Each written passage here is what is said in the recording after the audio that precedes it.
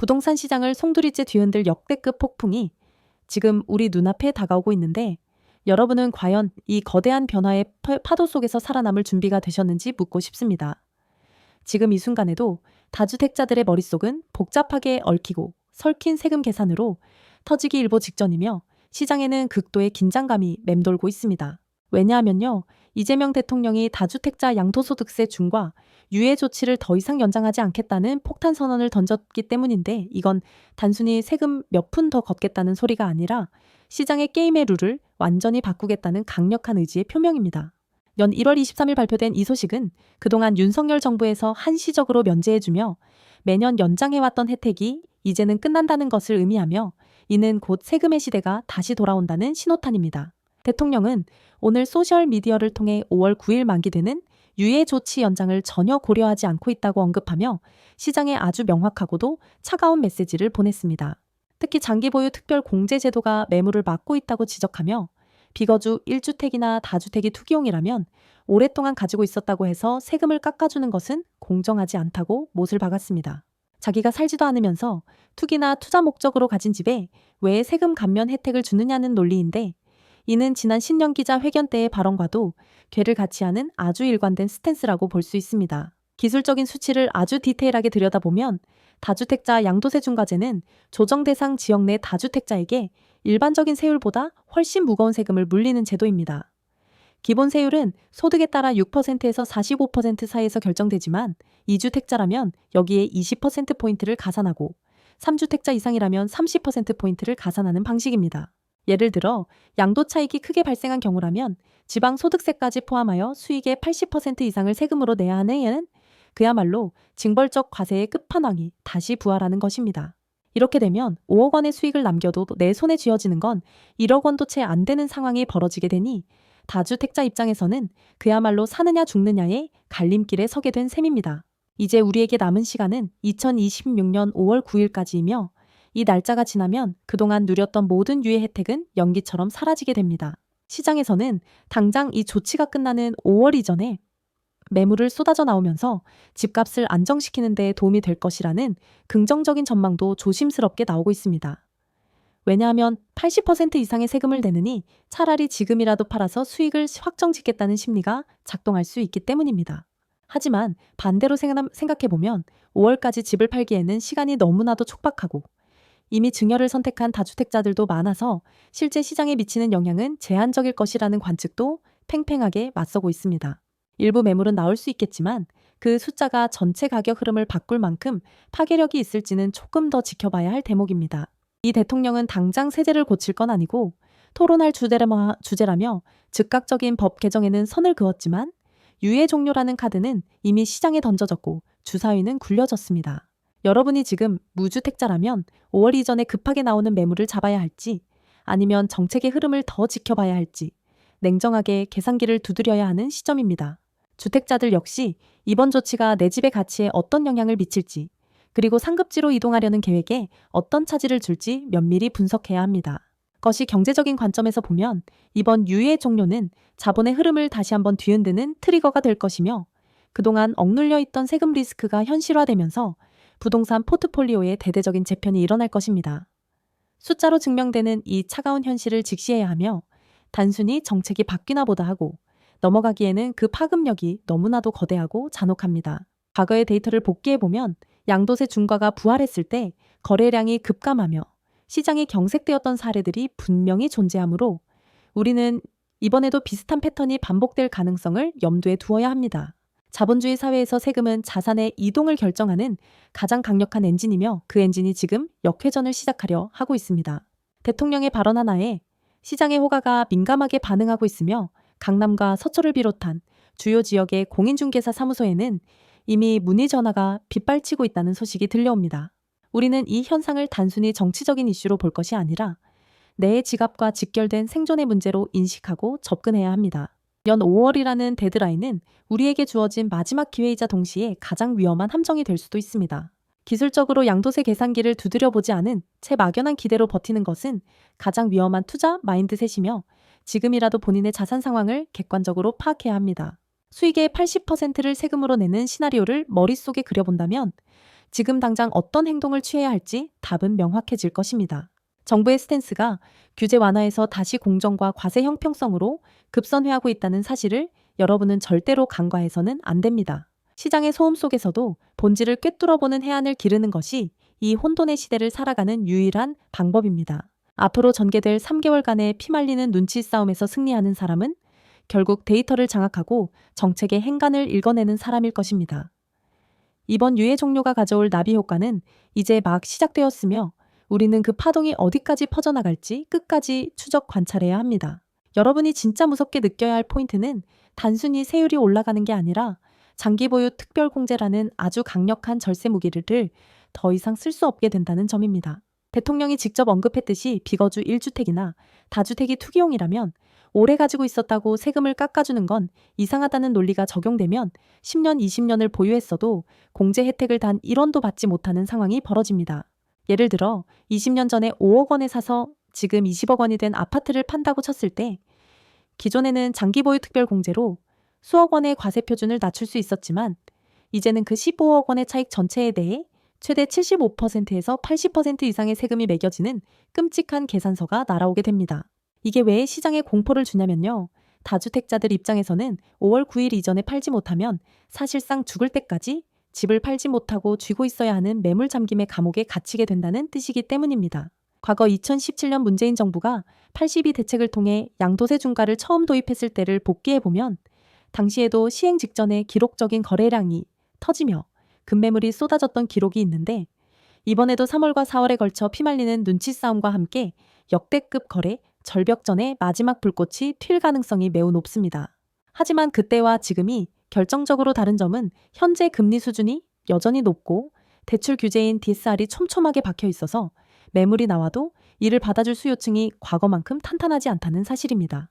그래서 전문가들 사이에서도 의견이 갈리는 것인데 매물이 쏟아져서 가격이 폭락할 것이라는 하락론과 어차피 팔지도 못할 거 증여로 돌리거나 아예 문을 잠가버려 공급 부족으로 가격이 더 뛸 것이라는 상승론이 팽팽하게 맞서고 있습니다.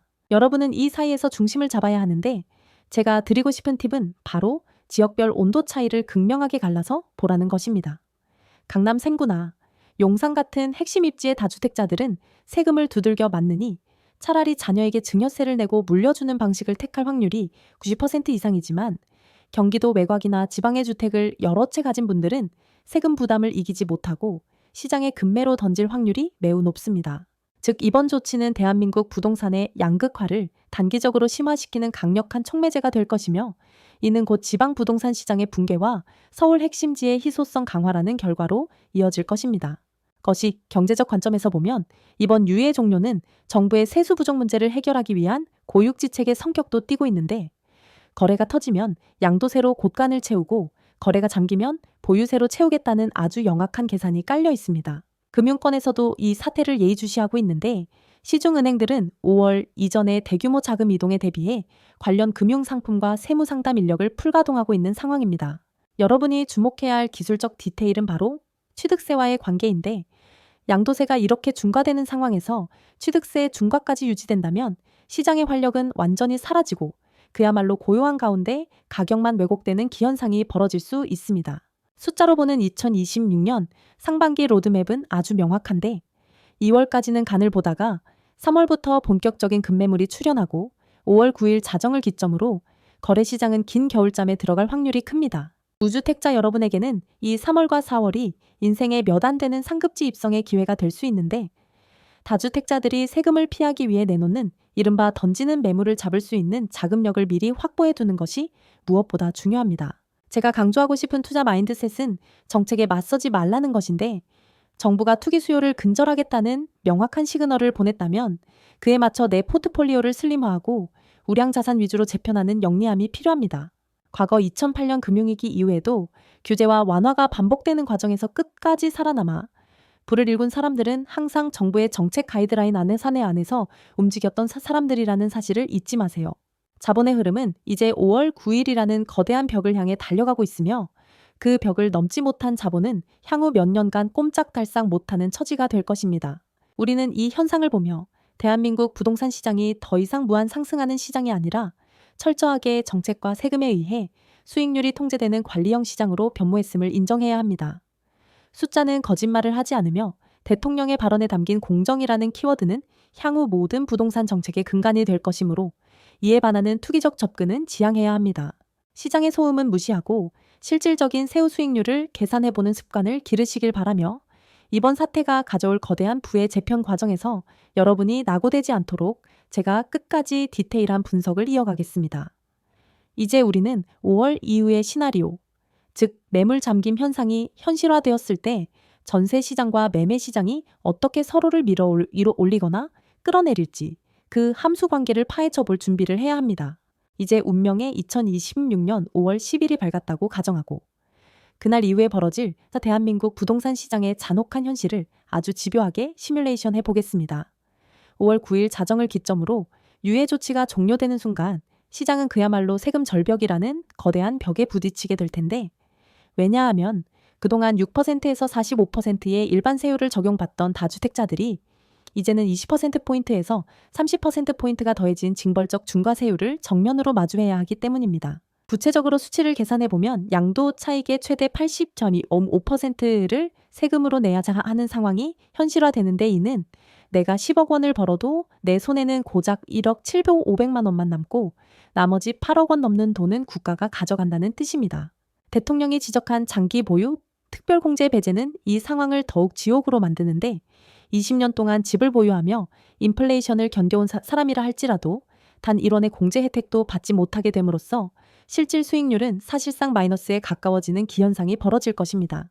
이러한 세금 감옥이 만들어지면 다주택자들은 집을 파느니 차라리 문을 걸어 잠그고 버티기에 들어갈 것이며 이는 시장에서 매물이 완전히 자취를 감추는 극심한 매물 잠김 현상으로 이어지게 됩니다. 매물이 사라지면 거래량은 2008년 금융위기 당시보다 더 처참한 수준으로 고꾸라질 가능성이 큰데 거래가 없으니 가격이 하락할 것 같지만 실제로는 소수의 거래가 신고가를 찍으며 시장의 가격을 왜곡시키는 상향, 편향적 시장이 형성될 위험이 큽니다. 그것이 경제적 관점에서 보면 2027년 대통령 선거를 앞두고 공급 부족 문제가 정치적 쟁점으로 떠오를 텐데 현재 공사비 급등으로 인해 신규 분양 물량이 줄어든 상태에서 다주택자들의 기존 주택 매물까지 막혀버리면 서울의 신축 아파트 희소성은 하늘을 찌르게 될 것입니다.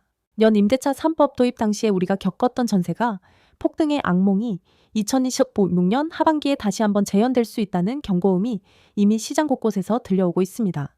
무주택자 여러분은 이 지점에서 냉정해져야 하는데 5월 9일 이전에 다주택자들이 던지는 급매물을 잡지 못한다면 이후에는 폭등하는 전세가와 씨를 말린 매매가 사이에서 진퇴양난의 위기에 빠질 수 있습니다. 주택자들 역시 이번 조치로 인해 일시적 2주택 혜택을 받기 위한 조건이 매우 까다로워질 것이므로 갈아타기를 계획하고 있다면 개의 5월 이전에 반드시 매도를 완료하는 선매도 후매수 전략을 철저히 실행해야 합니다.